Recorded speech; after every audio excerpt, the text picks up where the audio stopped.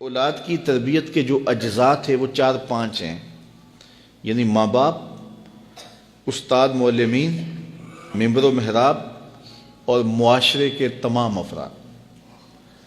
لیکن معاشرے نے دستبرداری کا اعلان کر دیا۔ لوگ کہتے ہیں جی کسی کو کہنے کا دور ہی نہیں رہا۔ یہ بات سننے کو ملتی ہے نا، کسی کو کہنے کا دور۔ آج کل تے اپنے پتر نہیں مانتے جی، کسی نے کیوں کہیے، ہم کیوں برا بنے۔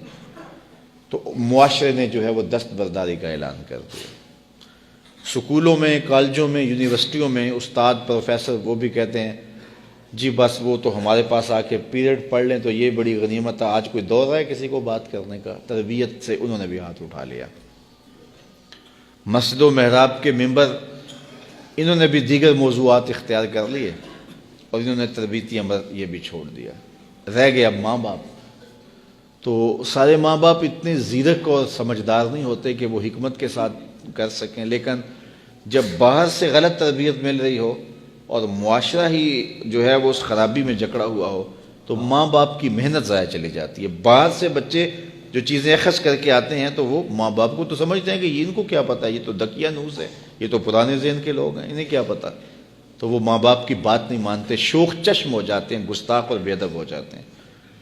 اللہ تعالیٰ کسی کو توفیق دے دے اور وہ ماں باپ کی بات مانے اور شرم کریں، حیا کریں، کوئی غیرت ان میں ہو تو وہ ماں باپ کی بات مان لیں تو اچھی بات ہے۔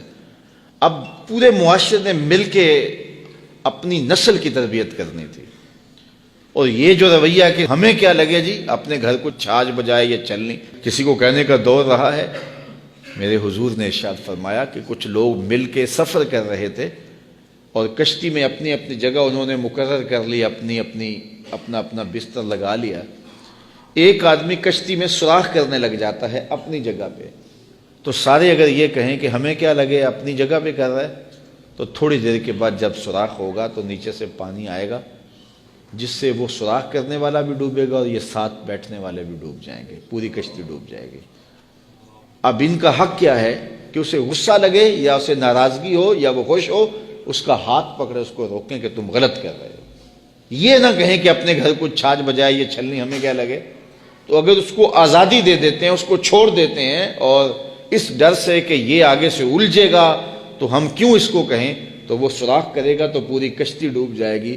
اصل ہوا یہ ہے کہ پورا معاشرہ کہتا ہے جی ہمیں کیا لگے، سانو کی لگے، سارا معاشرہ ڈوب گیا ہے، کوئی کسی کو کچھ کہتا ہی نہیں ہے۔ گلیوں میں شیطان ناچ رہا ہے، اولادیں آوارہ ہو گئی ہیں، معاشرہ پورا اس عمل میں شریک ہی نہیں ہو رہا کہ ہم کوشش کرنی ہے۔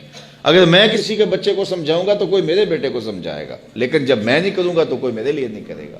تو پھر ایک دوسرے نے مل کر کے جو معاشرہ تعمیر کرنا تھا اور اچھی نسل کی تشکیل کرنی تھی وہ عمل رک گیا۔ ایک مسلم معاشرہ ہمیں جو بتاتا ہے وَتَوَاصَوْا بِالْحَقِّ، حق کا تواصو، حق کی وصیت، یعنی بچہ گھر ہو تو ماں کہے، باپ کہے، بڑا بھائی کہے، ہمسایہ بات کرے، گلی محلے کے اندر کوئی بوڑھا ملے تو وہ نصیحت کرے، اور اس کے بعد سکول گیا ہے تو استاد نصیحت کرے، مسجد میں گیا ہے تو امام مسجد نصیحت کرے۔ تو جب نصیحت کا یہ تسلسل ہوگا تو ہو نہیں سکتا ہے کہ بچہ سدھرے نہ سنورے نہ، لیکن 10 خراب کرنے والے ہوں، ایک صحیح کرنے والا ہو تو کبھی صحیح نہیں ہوتا۔ تو یہ اللہ تعالیٰ چاہے اس کی کرم نوازی سے، ورنہ ممکن نہیں ہے۔ تو ان کی جسمانی نشت کے لیے، ان کی اخلاقی تربیت کے لیے، ان کے قول و فعل اور ان کے عمل، ان کے رویوں پر ماں باپ کو غور کرنا چاہیے۔ حضور علیہ الصلوۃ والسلام نے فرمایا اپنی اولاد کو 3 چیزیں سکھاؤ، حب نبیکم وحب اہل بیتہ وتلاوت القرآن۔ اپنی اولاد کو نبی علیہ الصلوۃ والسلام کی محبت سکھاؤ، وحب اہل بیتہ، حضور کے اہل بیت کا پیار سکھاؤ۔ تیسری بات میرے حضور نے فرمایا وتلاوت القرآن، اپنی اولاد کو قرآن پڑھانا سکھاؤ۔